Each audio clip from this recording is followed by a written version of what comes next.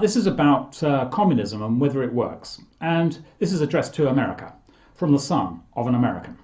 And I see street protests and signs at public rallies in America. End capitalism. Let's have socialism now. Or communism now. You want communism? Well, I'm from Europe, where communism was invented. And my grandfather was a communist who left South Wales in the 1920s to create communism in America. Guess how that went? All he created was my dad, who was born in Indianapolis, Indiana, in 1929. So trust me, it doesn't work. And we can see that communism doesn't work because there are communist systems within our own. And by communism, I mean the cooperative use of shared assets for the benefit of all, occurring spontaneously, one would hope. The roads are like that. The roads are communist. I use a bit of road, I pass it on to the next user, and so on. And it all occurs spontaneously, at least if you're looking from outer space.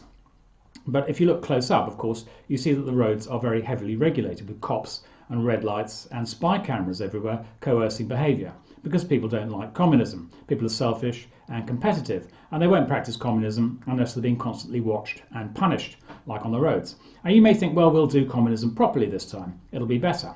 Well, it wasn't better last time. It was worse. I hitchhiked through communist Yugoslavia in 1983, and the traffic was more heavily regulated than it was in capitalist Britain. It was slower as well, maximum speed 62 miles an hour. That's 100 kilometers an hour.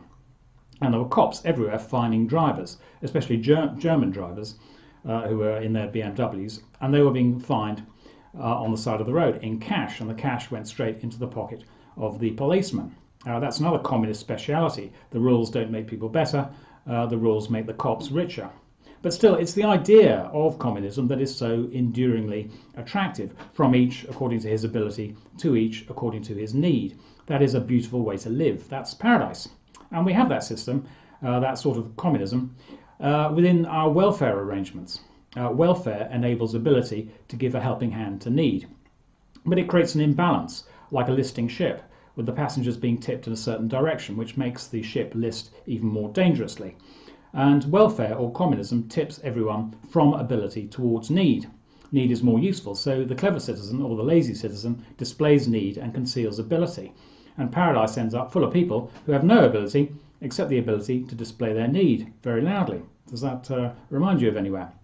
Here's an example from this country. A disabled woman was entitled to an adapted car so that she could drive to work, but then the rules changed.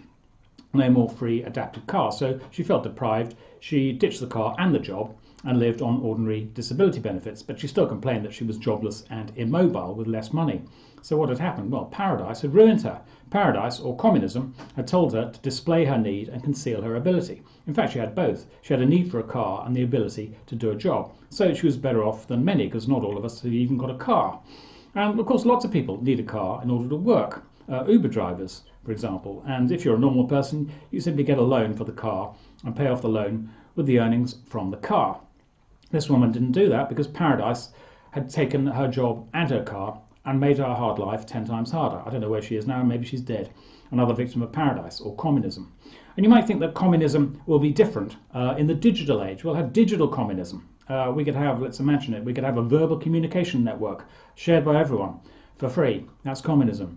It's also Twitter. And Twitter, of course, is a glorious cascade of noble and uplifting thoughts exchanged between happy citizens who love life nearly as much as they love one another. So Twitter tells us what communism would look like and feel like. So don't do it, America. Don't go communist. My grandfather tried and failed, as you may have noticed. And he ended up as a salesman, door to door. He sold soup. Yeah, soup. That's the apparently nutritious treat with virtually no food content whatsoever. A bit like communism, only at least the soup paid.